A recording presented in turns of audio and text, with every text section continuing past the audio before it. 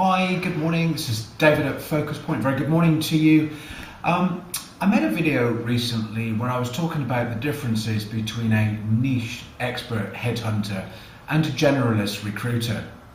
Following on from that, I'd like to talk about the difference in the relationship when a search consultant partners with an organization that needs to make a strategic hire or has simply found it impossible to recruit a specialist candidate, perhaps an in-demand discipline as we speak, structural engineering, infrastructure design, and building services spring to mind. Perhaps that one of those strikes a chord with you.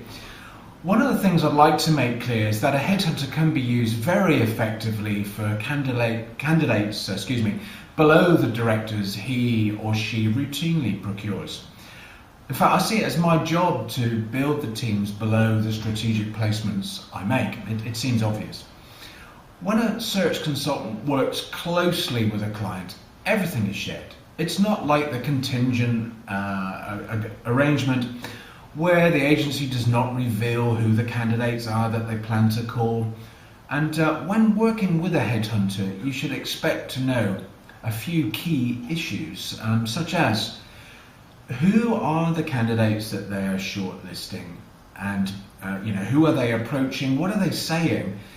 How would it, just imagine for a moment, how would it benefit you as a client to know what the candidates are saying to me during the interview? Could be some interesting information for you there. We'd also be telling you about the candidates that we have discounted and the reasons that they were not considered suitable. Who are the target companies? To me, it seems obvious to start approaching candidates who on paper could do the job on your doorstep first and then gradually radiate out, perhaps as far as a 1-hour commute. After that, those that would be prepared to relocate, and then those from other countries would be approached. Headhunters engaged by clients to find and identify talent will be determined and tenacious in their approach.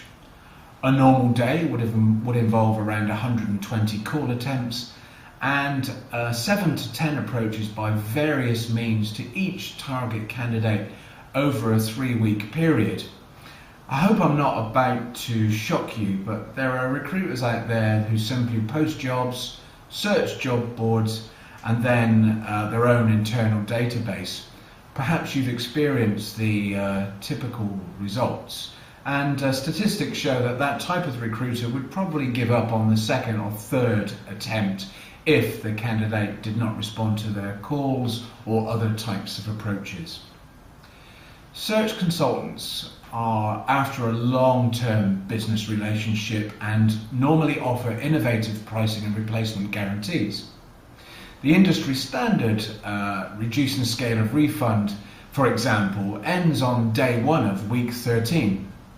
Now, I'm confident in my process, so I'd be talking about doubling that for the start, just to get going, and even on the more senior placements, up to 1 year.